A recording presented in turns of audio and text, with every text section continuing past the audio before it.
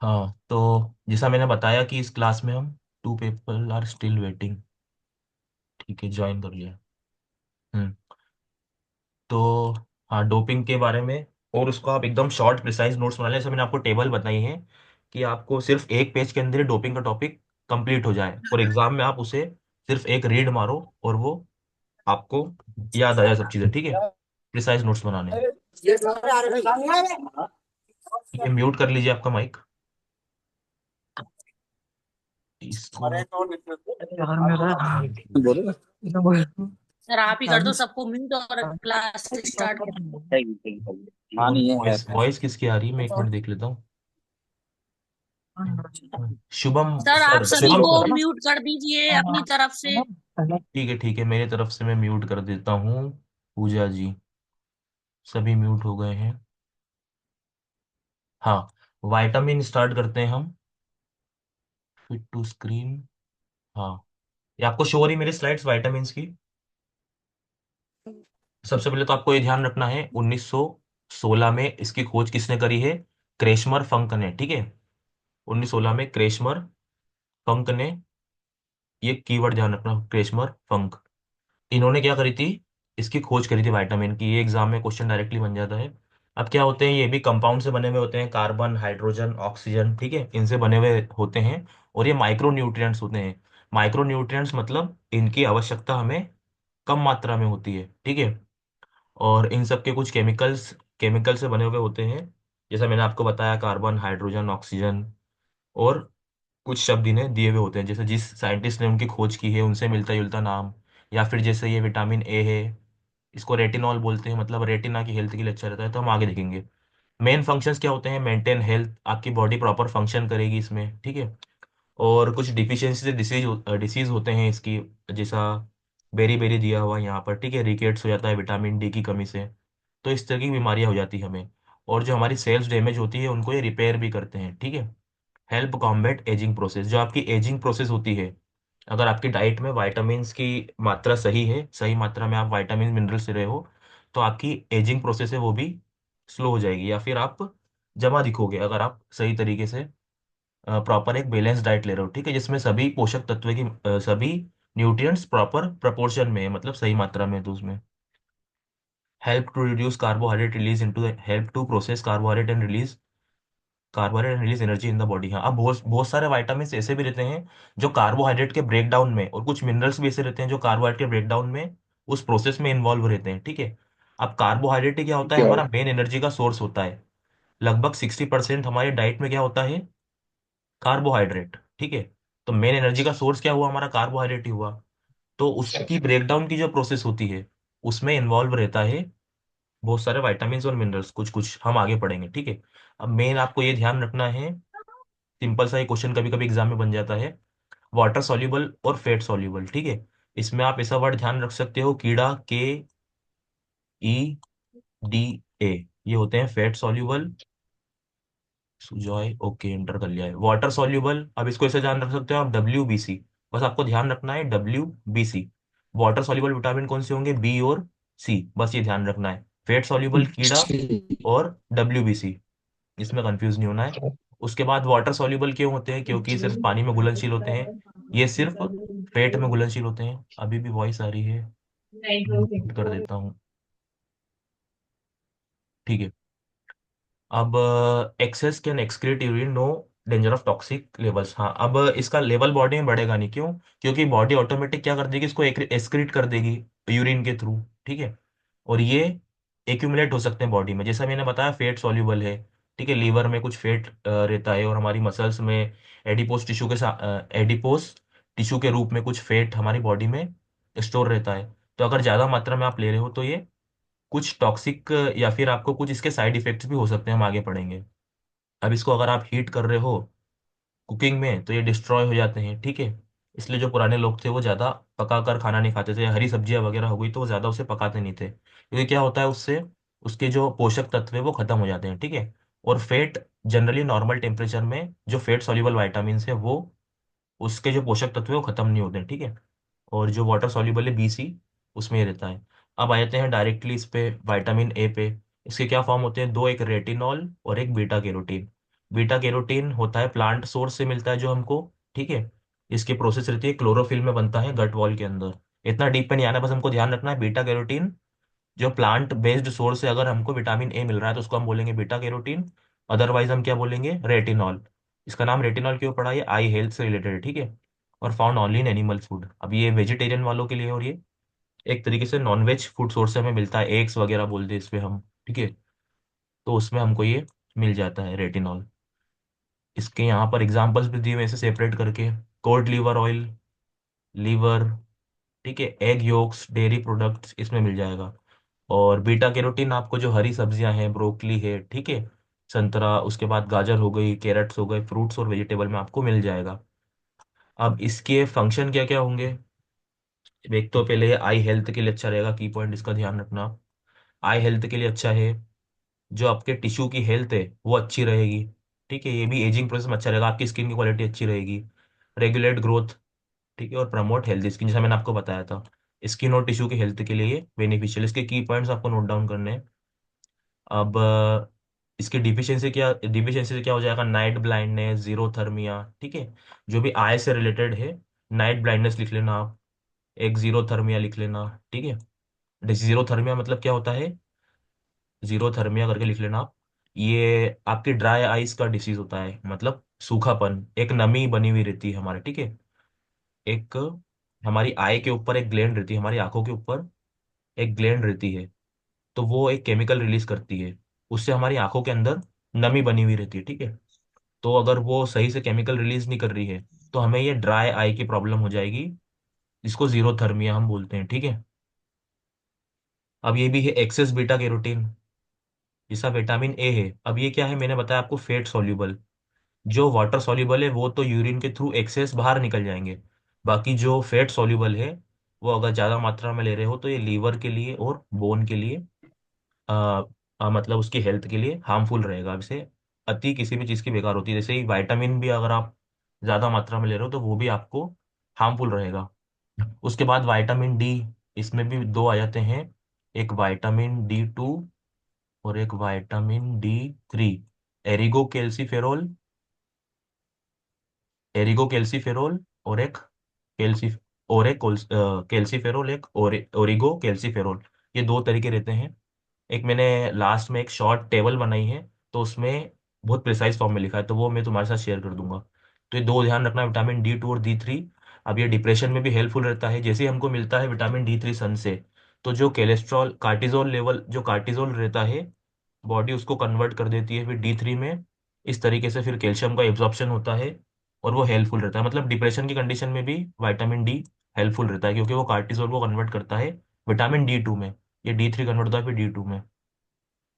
अब हमें कहाँ से मिलता है, सनलाइट से मिलता है, fish liver oil, dairy product, oily fish, ये जो सी फूड है उसमें ज़्यादा मात्रा में पाया जाता है, ठीक है। अब जैसा मैंने आपको बताया, फिर ये कैल्शियम और फास्फोरस को एब्जॉर्प्शन में हेल्पफुल है। इसलिए कोई खिलाड़ी कैल्शियम और फॉस्फेट की अगर ये मेडिसिन लेता है, उसके साथ वो विटामिन डी की भी टेबलेट लेता है, क्योंकि एब्जॉर्प्शन तो यही कराता है, ठीक है। Regulate calcium balance between blood and bones. अब इन दोनों के बीच में कैल्शियम का बैलेंस मेंटेन करता है, मतलब कैल्शियम का जो होम्योस्टेसिस रहता है वो मेंटेन करता है। प्रिवेंट रिकेट्स और ऑस्टोमलेशिया रहता है वो सब। हाँ, यहाँ पर दिया हुआ है रिकेट्स, मतलब ये सब बोन डिसीज है। अब ये ऑस्टोमलेशिया और ऑस्टियोपोरोसिस में एग्जामिनर क्वेश्चन पूछ सकता है, क्योंकि सेम वर्ड है, ठीक है। इसमें सॉफ्टनिंग ऑफ, एक में होती है softening of bone, osteo Malaysia, इसमें आपकी बोन सॉफ्ट रहेगी। इसमें आप ये मलेशिया वर्ड से ऐसा कुछ याद कर सकते हो, कीवर्ड से। जो दूध के अंदर मलाई होती है वो भी सॉफ्ट होती है। तो ये डिसीज में भी क्या हो रहा है, आपकी जो बोन है उनकी सॉफ्टनिंग हो जाएगी, उसके अंदर हार्डनेस नहीं रहेगी बोन के अंदर। और फिर इजीली आपको अगर उसके ऊपर स्ट्रेस आया तो स्ट्रेस फ्रैक्चर या फिर बहुत सारी बीमारियां हो सकती है। एक डिसीज धीरे धीरे बहुत सारे डिसीज का कॉज बनते जाता है, जैसे अब ऑस्ट्रोमलेशिया हो गया, आपको डिफॉर्मिलिटी हो सकती है इससे, बोल एक्स, ठीक है। आपको इससे स्ट्रेस फ्रैक्चर हो सकता है कंटिन्यू अगर आप ट्रेनिंग कर रहे हो तो धीरे धीरे बहुत सारी बीमारियां एक चीज से बढ़ते जाती है। ओस्टियोपोरोसिस, अब ये क्या है, बिकम लाइट लेस डेंस, उसके अंदर डेंसिटी कम हो जाती है। डेंसिटी मतलब इसके अंदर जो कैल्शियम और जो फास्फोरस अलग अलग चीजें स्टोर्ड रहती है उसकी मात्रा कम हो जाएगी, तो धीरे धीरे वीक हो जाएगी बोन्स। और फिर वही जैसे मैंने आपको बताया, स्ट्रेस फ्रैक्चर वगैरह और दूसरे आपको चीजें होने लग जाएगी। डेंटल केरीज मतलब आपकी जो डेंटल हेल्थ है उसके लिए भी ये हार्मफुल। अगर आप सही मात्रा में नहीं ले रहे हो विटामिन डी, तो आपकी डेंटल हेल्थ भी अच्छी नहीं रहेगी। उससे रिलेटेड जो इश्यूज होते हैं वो आपको होने लग जाएंगे। अब विटामिन ई, संस्कार मिश्रा जी, मैं ही म्यूट कर देता हूँ। उसके बाद विटामिन ई, इसको ब्यूटी विटामिन भी बोलते हैं हम। ब्यूटी विटामिन, एक क्वेश्चन आया हुआ था शायद ये, ब्यूटी विटामिन क्या होता है, तो कौन सा होता है, विटामिन ई। तो इसको टोकोफेरोल आप ध्यान रख सकते हो, ठीक है। उसके बाद ये क्या रहता है, pure vegetable oil, wheat, almonds, ठीक है, एग योल्क, नट्स, ये नट्स आ गए इसमें, आलमंड, वॉलनट, ठीक है, सब आ जाएगा, वॉलनट वगैरह। सनफ्लावर सीड्स, जो सूरजमुखी के फूल होते हैं उनकी जो बीज होते हैं उसमें भी रहता है। अब इसके क्या फायदे रहते हैं, प्रोटेक्ट टिश्यू अगेंस्ट डैमेज, ये भी टिश्यू हेल्थ के लिए, जैसा मैंने आपको बताया, ये क्या है, ब्यूटी विटामिन। तो स्किन से रिलेटेड होगा ये, ठीक है, और हमारी स्किन हेल्थ से रिलेटेड होगा, तो स्किन हेल्थ हमारी अच्छी रहेगी, स्किन की क्वालिटी अच्छी रहेगी। और जो हमारा नेचुरल ग्रोथ और डेवलपमेंट होता है उसमें भी ये हेल्पफुल होता है, उसमें भी ये हेल्पफुल रहता है। उसके बाद नेचुरल हेल्थ में, हाँ, promote normal blood cell formation, हाँ, ब्लड सेल फॉर्मेशन के लिए भी रहता है, ये हमारी फर्टिलिटी से भी रिलेटेड रहता है विटामिन ई, ठीक है। अगर आप सही मात्रा में नहीं ले रहे हो तो आपकी फर्टिलिटी, प्रजनन क्षमता को भी ये अफेक्ट करेगा। उसके बाद deficiency is very rare but it could affect central nervous system, हाँ, सीएनएस सेंट्रल नर्वस सिस्टम को अफेक्ट करता है। और स्टेरिलिटी, स्टेरिलिटी भी इससे आपको हो सकती है, ठीक है, मतलब आपकी रिप्रोडक्टिव जो हेल्थ है उसको भी अफेक्ट करता है। उसके बाद विटामिन के, इसमें एक विटामिन के 1 होता है, के 2 होता है, के 1 को बोलते हैं फोलो क्यूनाइन, और विटामिन के 2 को बोलते हैं नेफो क्यूनाइन, ठीक है, दोनों ध्यान रखने, एग्जाम में आ सकते हैं। ये भी मैं आपको पीडीएफ में शेयर कर दूंगा, फोलो क्यूनाइन और नेफा, नेफो क्यूनाइन, ये आपको दो वर्ड ध्यान रखने हैं, के 1 और के 2। अब ये भी क्या होता है, एक तो एक के, जो ब्लड प्रोसेस, जो ब्लड क्लॉटिंग की प्रोसेस रहती है उसमें विटामिन के हेल्पफुल रहता है, थ्रोम्बिन फिर प्रोथ्रोम्बिन में कन्वर्ट होता है, फिर वो इस तरीके से हमारा ब्लड क्लॉट बनता है। अब इसकी कमी है तो क्या होगा, ब्लड क्लॉटिंग नहीं हो पाएगी आपकी सही से।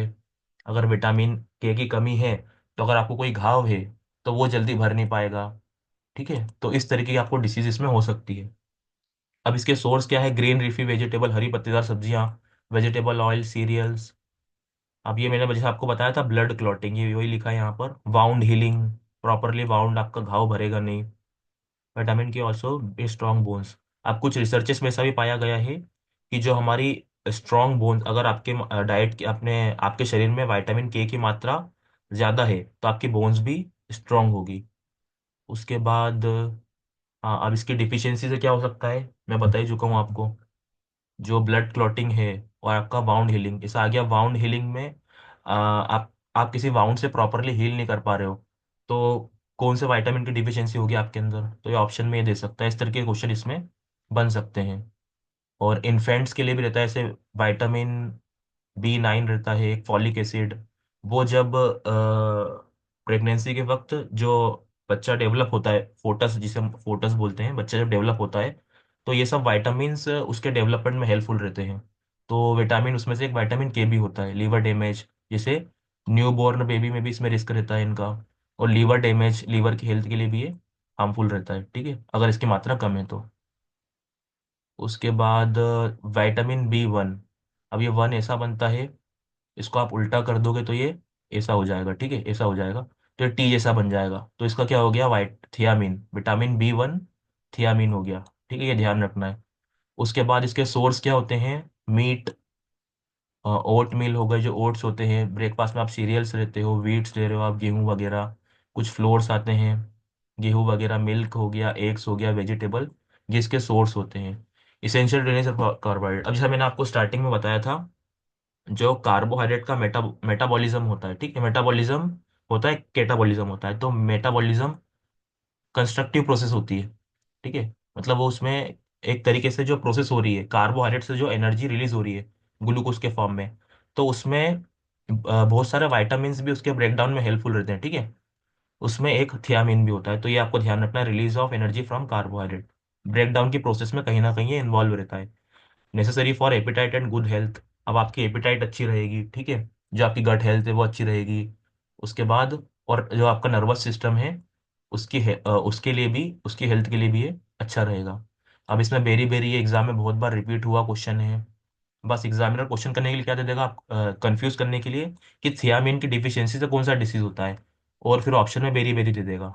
ठीक है, तो आपको ये ध्यान रखना है, वन हम ऐसे बनाएंगे, इसको उल्टा कर देंगे तो ये ऐसा टी बन जाएगा, और थियामिन हो गया। ठीक है, अब फटीग, डिप्रेशन, इरिटेबिलिटी, चिड़चिड़ होना, और नर्वस सिस्टम से, जैसे मैंने आपको बताया नर्वस सिस्टम हेल्थ के लिए इंपॉर्टेंट है, तो इसमें जो डिसीज होंगे वो भी आपको नर्वस सिस्टम से रिलेटेड होंगे। और बेरी बेरी एक ध्यान रखना है, एग्जाम में बहुत बार रिपीट हुआ क्वेश्चन है। अब B2, ये टू है, इसको यहाँ से आप काट दो तो ये क्या बन गया R। ये आपने टू बनाया, इसको यहाँ से एक लाइन बना दो तो ये क्या हो गया R। तो विटामिन B2 क्या होगा, राइबोफ्लोविन, ये आपको ध्यान रखना है। उसके बाद इसके सोर्स क्या है, मिल्क, चीज, एग, यीस्ट, ग्रीन वेजिटेबल्स, ये आपको सब चीज़ें ध्यान रखना है। अब मेटाबॉलिज्म कार्बोहाइड्रेट, अब ये भी क्या है, कार्बोहाइड्रेट को मेटाबोलाइज करने में हेल्प कर रहा है। अब एग्जामिनर क्या क्वेश्चन दे सकता है, कौन कौन से वाइटामिन कार्बोहाइड्रेट के मेटाबॉलिज्म में हेल्पफुल रहेंगे। आपको दे दिया विटामिन B1, B2, ठीक है, और एक ऑप्शन कुछ और दे दिया C। तो आपको ओनली 1 एंड 2 या फिर ऐसा करके क्वेश्चन इसमें बन सकता है, थोड़ा सा ट्रिकी बनाने की कोशिश करेगा तो वो। उसके बाद growth, repair, development of body tissue, आपकी बॉडी का ग्रोथ, रिपेयर, डेवलपमेंट के लिए भी ये बेनिफिशियल रहेगा। ठीक है, स्किन हेल्थ, आई, टंग, इसमें भी चेलियोसिस वगैरह हो जाएगा हमें।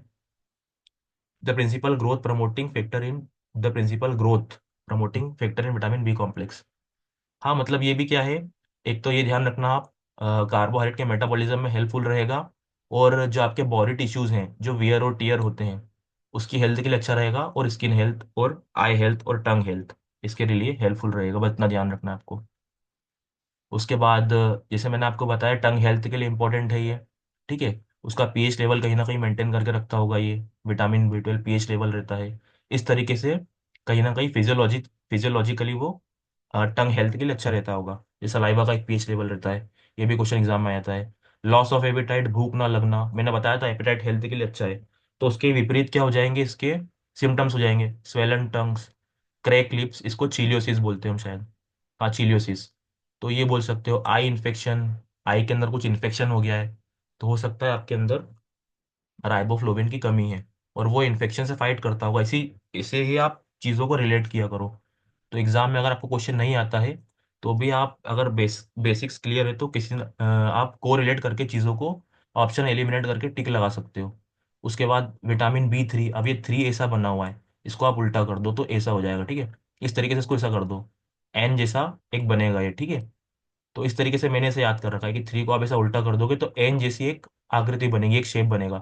तो ये विटामिन B3 क्या हो गया, नायसिन हो गया। ठीक है, इसके सोर्स, इसमें कीवर्ड्स बस ये ध्यान रखना, ज्यादातर क्वेश्चन बनते हैं वो TGT में वो सिर्फ साइंटिफिक नेम से ही बनते हैं इसके। अब इसका नायसिन हो गया, मीट, यीस्ट एक्सट्रैक्ट, ठीक है। उसके बाद इसमें वीट हो गया, फ्लोर हो गया, कुछ पल्सेस हो गई, कुछ नट्स हो गए, हमारे ड्राई फ्रूट्स हो गए, तो उसमें पाया जाता है। अब ये भी कार्बोहाइड्रेट के मेटाबॉलिज्म में हेल्पफुल है, और ये साथ में प्रोटीन और फैट्स के मेटाबॉलिज्म में भी हेल्पफुल है। ठीक है, जैसा हमने स्टार्टिंग में ही बोला था, बैलेंस डाइट हमें लेना चाहिए, क्योंकि सभी चीज़ें एक दूसरे से इसमें रिलेटेड रहती है।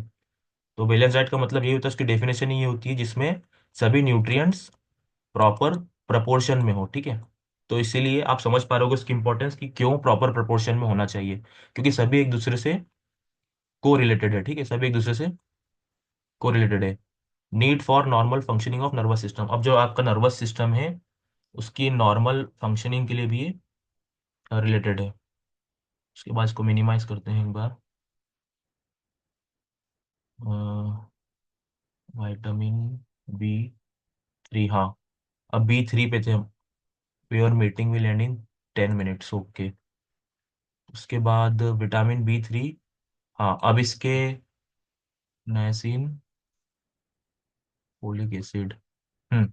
अब विटामिन B9 पे आ जाओ, जिसे 9 बना हुआ है इस तरीके से बना हुआ है, इसको भी आप उल्टा कर दो तो ये इस तरीके का F जैसा एक साइन आपको बनता हुआ दिखेगा।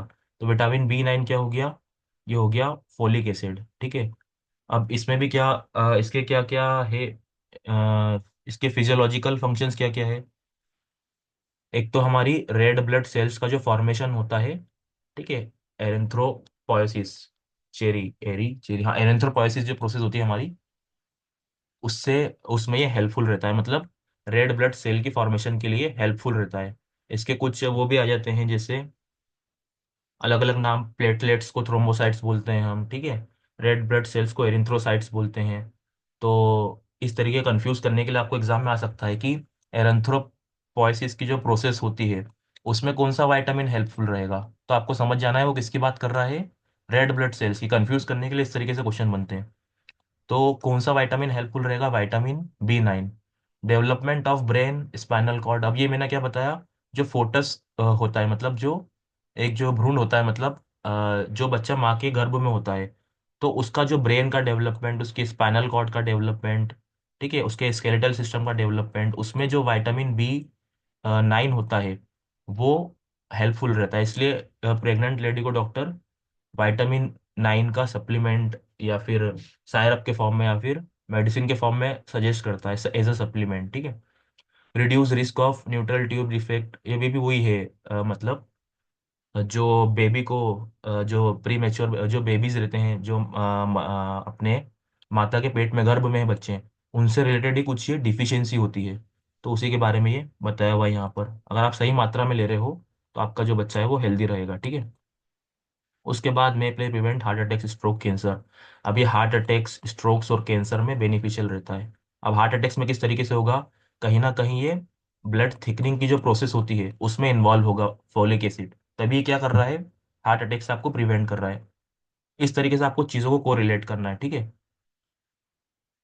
Vitamin B9 folic acid, fatigue mild cases, हाँ अब क्या होगा इसमें, आप जल्दी थकोगे चीज़ों से। एनीमिया इन सीवियर केसेस, अब बहुत से केसेस में ये एनीमिया भी होता है। अब एनीमिया हमने दो तीन जगह हम पढ़ेंगे, तो इसके ऊपर आपको इस टर्म पे ध्यान देना है, एनीमिया भी होता है इससे। और न्यूरल ट्यूब डिफेक्ट्स इंपॉर्टेंट एक फोलिक एसिड, अब ये वही बताया जैसा मैंने आपको पहले डिस्कस किया था, ये प्रेगनेंसी में हेल्पफुल रहता है। तो यहीं पर यहाँ पर वही चीज़ कही गई है। उसके बाद विटामिन C एस्कॉर्बिक, अब इसको ऐसे ध्यान रखो, सी हो गया तो इसको AC से ध्यान रखो आप, सी और AC, ये आ गया AC, ये कीवर्ड आप ध्यान रखो। तो सी क्या हो गया, एस्कॉर्बिक एसिड।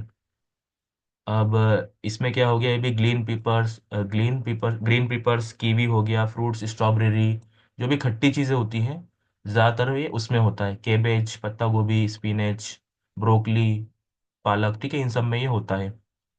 उसके बाद क्रिटिकल टू इम्यून सिस्टम, अब ये जो इम्यून हेल्थ है उसके लिए इंपॉर्टेंट होता है। कीवर्ड्स आपको लिखना है, इतनी बड़ी बड़ी स्लैश नहीं लिखना है, आपको एकदम शॉर्ट प्रिसाइज नोट्स बनाने हैं सिर्फ एक पेज के अंदर, कि आप एक बार पढ़ो और एग्जाम में आपका रिवीजन हो जाए। शॉर्ट्स इसलिए इसलिए जो नोट्स होते हैं बहुत प्रिसाइज बनते हैं, छोटे। मैं आपको बताऊंगा, मैंने एक टेबल बनाई है। Formation of connective tissue collagen, ये भी कोलेजन फॉर्मेशन मतलब कहीं ना कहीं आपकी ब्यूटी या फिर आपके स्किन हेल्थ से रिलेटेड है। तो बहुत से ब्यूटी प्रोडक्ट्स में भी विटामिन C का एकदम सी को हाईलाइट करके वो सेल करते हैं, क्योंकि कहीं ना कहीं ये कोलेजन का प्रोडक्शन बढ़ाता है और उससे आपकी स्क्रीन ब्राइट दिखती है, ठीक है। तो हेल्प एब्जॉर्प्शन ऑफ आयरन, अब ये आयरन के एब्जॉर्प्शन में हेल्पफुल है। तो एक क्वेश्चन ये भी शायद बन गया था कहीं पर कि आयरन के एब्जॉर्प्शन में कौन सा विटामिन हेल्पफुल रहेगा, तो कौन सा रहेगा, विटामिन C। प्रिवेंट्स स्कर्वी, हम आगे पढ़ेंगे। अब स्कर्वी भी क्या है, जैसा मैंने आपको बताया, ये कोलेजन आयरन इन सब चीज़ों से। तो स्कर्वी भी काय का डिसीज हो गया, ये स्किन से रिलेटेड ही एक डिसीज है, ठीक है। प्रमोट हीलिंग ऑफ वाउंड्स, अब ये वाउंड्स की भी हीलिंग कर रहा है। एक तो विटामिन K कर रहा है और एक C कर रहा है, ठीक है। ऐसा क्वेश्चन बन सकता है कौन कौन से वाइटामिन आपके बाउंड हीलिंग में रहेंगे, तो कौन से, K और C। इस तरह का क्वेश्चन बन सकता है। एज अ एंटीऑक्सीडेंट हेल्प करता है ये, admit, as a antioxidant help करता है। एक विटामिन A भी रहता है और एक C, ये नेट में क्वेश्चन बना हुआ है लेटेस्ट दिसंबर 2024 का, कि कौन कौन से विटामिन एंटीऑक्सीडेंट प्रॉपर्टी होती है। तो विटामिन A और विटामिन C के अंदर क्या होती है, एंटीऑक्सीडेंट की प्रॉपर्टी होती है, AC ध्यान रखना आप। ये लेटेस्ट 2024 में क्वेश्चन बना हुआ है। उसके बाद C एस्कॉर्बिक एसिड, इसकी डिफिशियंसी से क्या हो जाएगा, इनकम्प्लीट से मैंने बताया, आयरन का एब्जॉर्प्शन नहीं हो पाएगा, आपके घाव नहीं भरेंगे, ठीक है। सॉफ्ट गम्स, और गम्स मतलब वही आपकी जो ओरल हेल्थ है उसके लिए ये आपकी ओरल हेल्थ बिगड़ जाएगी, आपके टीथ्स में केरीज हो जाएगी, ठीक है, इस तरीके से ये। और आपके स्किन के ऊपर स्पॉट्स आ जाएंगे छोटे छोटे, मैंने क्या बताया था, स्कर्वी है। तो ये स्किन हेल्थ से रिलेटेड है, आपकी स्किन हेल्थ से रिलेटेड जो डिसीज होती है वो आपको ये हो जाएगी अगर आपकी डाइट में सही विटामिन सी की सही मात्रा नहीं है तो। Micronutrients are essential for healthy body, vitamin admit, इन्हें भी एडमिट कर लेते हैं। उसके बाद इस एवरीडे ये की फैक्ट्स लिखे हुए हैं। उसके बाद मिनरल्स हमें यहाँ से नहीं पढ़ना है, मिनरल्स की मैंने अलग स्लाइड बनाई थी।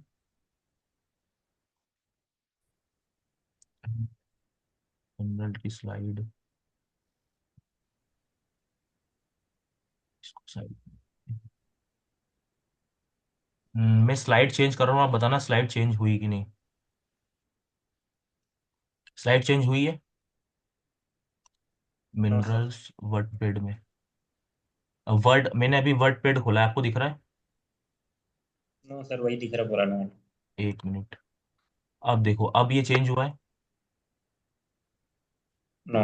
हाँ, हो गया हो गया हो यस। गया। ठीक है ठीक है। तो अब हम न्यूट्रिएंट्स पढ़ेंगे और आपको नोट्स इस तरीके से बनाने, देखो ये, अभी ये भी शेयर करना पड़ेगा मुझे एक बार, यही शेयर कर देता हूँ। वन नोट, वन नोट कहाँ गया वन नोट, ये रहा वन नोट। देखो आपको नोट्स इस तरीके से बनाना है, एकदम शॉर्ट प्रिसाइज, कि विटामिन ए है, उसका साइंटिफिक नाम रेटिनॉल है, उसके कुछ कुछ फंक्शंस इंपॉर्टेंट आपको लिखना है, उससे डिफिशियंसी जीरोथर्मिया नाइट ब्लाइंडनेस होती है, उसके डेली डोसेज, और अगर डीप में जाएगा तो आपसे डेली डोसेज पूछ लेगा। 900 mcg डेली डोसेज होता है इसका मेन के लिए, 700 mcg वुमेन्स के लिए होता है, ये आपको मैं शेयर कर दूंगा। थायमिन की डेली रिक्वायरमेंट क्या है, 1.2 मिलीग्राम मेन के लिए, 1.1 ग्राम वुमेन के लिए। राइबोफ्लोविन की क्या है, उसके कुछ डिफिशियंसी के डिसीज के देख नाम, लिया। हाँ, और उसकी डेली। लाल लाल। तो ये एक बार आपको पढ़ना है, हाँ। विटामिन 3 से पेलिग्रिया डर्माटाइटिस, ठीक है, ये मैं आपको शेयर कर दूंगा और आप पढ़ लेना एक बार। ये D3 से मैंने आपको बताया था, कोली कैल्सीफेरोल और एर्गो कोल्सीफेरोल, एर्गो कैल्सीफेरोल ये दो नाम हैं, ये राजस्थान में आए हुए क्वेश्चन है। उसके बाद विटामिन के दो नाम, कोलेक्यूनाइन, मेनाक्यूनाइन, ठीक है। उसके बाद इसकी क्वांटिटी देख लेना आप, mcg का मतलब होता है मिलीग्राम, और mg का मिलीग्राम, और IU मतलब इंटरनेशनल यूनिट, जिसमें विटामिन डी है उसका IU में दिया हुआ होगा। IU मतलब ये इंटरनेशनल यूनिट्स होती है इसको मेजर करने की। तो ये इसके बारे में आप एक बार देख लेना। और अब 1 मिनट ही बाकी है इसमें, तो नेक्स्ट क्लास में हम अ, अभी जो 5-10 मिनट बाद में लूंगा, उसमें हम मिनरल्स के बारे में डिस्कस कर लेंगे। ये भी स्लाइड चेंज करता हूँ मैं, वर्ड। और फिर उसके बाद शुभम सर जो मैक्रो न्यूट्रिएंट्स है वो आपको बता देंगे। ये आ गया मैं मिनरल्स पे, ये शेयर हो रहा है आपको। अब हमें पढ़ना है न्यूट्रिशन। सबसे पहले तो ये इंपॉर्टेंट टेबल है, ये आपको शॉर्ट एक पेज में बना लेनी है, डायरेक्टली इसमें से क्वेश्चन आ जाएगा। आपको चार नाम दे देंगे, कैल्शियम, फास्फोरस, सल्फर, और फिर एक नाम आपको दे दिया फ्लोरीन। फिर आपको क्वेश्चन ये बन जाएगा कि इसमें से कौन सा मैक्रो मिनरल है, ठीक है। तो आपको किस पे टिक लगाना है, फ्लोरीन, क्योंकि ये क्या है, माइक्रो मिनरल है, इसको हम ट्रेस मिनरल भी बोलते हैं, तो आप ट्रेस मिनरल भी बोलते हैं, ठीक है। अब क्लास एंड होने वाली है, तो मैं आपको एक बार लिंक सेंड करता हूँ 5 to 10 मिनट्स में, ठीक है। तो आप फिर से ज्वाइन करना। तो ये आपको मेन ध्यान रखने हैं, मैक्रो मिनरल्स कौन कौन सी, calcium, phosphorus, sulphur, potassium, chlorine, sodium, magnesium. और माइक्रो में copper, iron, zinc, cobalt, iodine, magnesium, selenium, chromium, जैसे। फ्लोरीन, ठीक है। अब इसके बारे में हम यहाँ से पढ़ना शुरू करते हैं। जैसे। फर्स्ट आ जाएगी हमारी calcium, important for formation of growth and teeth bone, मतलब जो आपकी टीथ, ओरल मतलब टीथ और जो बोन्स हैं उसमें कैल्शियम की मात्रा पाई जाती है। तो अगर आपकी डाइट में कैल्शियम की मात्रा कम है